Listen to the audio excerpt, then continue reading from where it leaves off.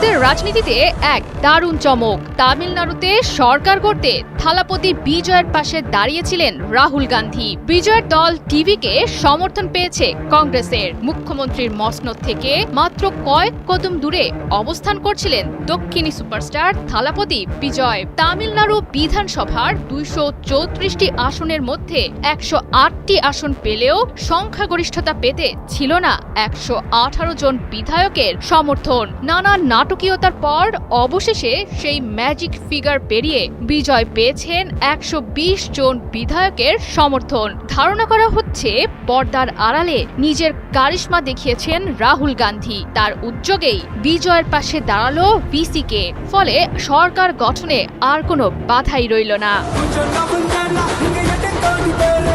বিভিন্ন সূত্র বলছে শুরু থেকেই নাকি বিজয়কে সমর্থন করবেন বলে আভাস দিয়েছিলেন রাহুল গান্ধী। তবে চূড়ান্ত সিদ্ধান্ত নেয়ার আগে কংগ্রেস সভাপতি মল্লিকার্জুন খাড়গে জানতে চেয়েছিলেন রাজ্য নেতৃত্বের মতামত। পরবর্তীতে ভার্চুয়াল বৈঠকে মেলে ইতিবাচক সংকেত। কংগ্রেসের পাশাপাশি থালাপতি বিজয়কে সমর্থন জানিয়েছেন সিপিআইএম। ফলে সরকার গঠনের জন্য প্রয়োজনীয় সংখ্যা পেয়ে গেছেন এই সুপারস্টার। কিন্তু বিজয়ের দলকে কংগ্রেসের সমর্থন জানানোর বিষয়টি মোটেও নিঃস্বার্থ নয়। পর্দার আড়ালে ইতোমধ্যেই হয়ে গিয়েছে ক্ষমতা নিয়ে কঠিন হিসাব নিকাশ। নিজেদের দাবি স্পষ্টভাবে পেশ করেছে কংগ্রেস। জানিয়েছে তামিলনাড়ু বিধানসভায় সরকার গঠন করতে চাইলে মন্ত্রিসভায় স্থান দিতে হবে কংগ্রেসের 2 জন বিধায়ককে। একই সঙ্গে দিয়েছে কঠোর বার্তা। জানিয়েছে এনডিএ, এআইএডিএমকে এর মতো বিজেপি ঘনিষ্ঠ কোনো দলের সঙ্গে সখ্যতা করা যাবে না।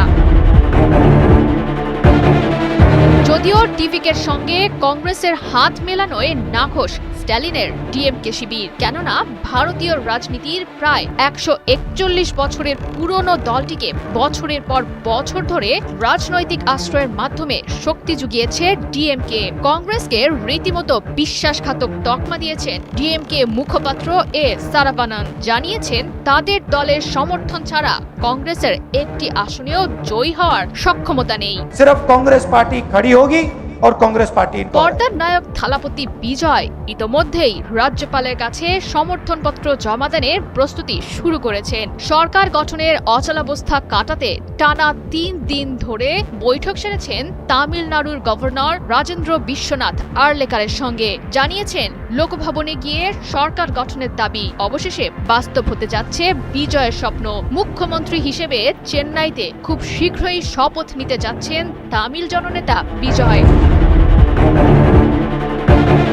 ব্যক্তিগত সামাজিক মাধ্যমে বিজয় জানিয়েছেন রাজনীতির ঊর্ধ্বে উঠে কাজ করতে চান তামিলনাড়ুর জন্য। যদিও তার এই পথ চলা মোটেও সহজ হবে না বলেই ধারণা বিশ্লেষকদের।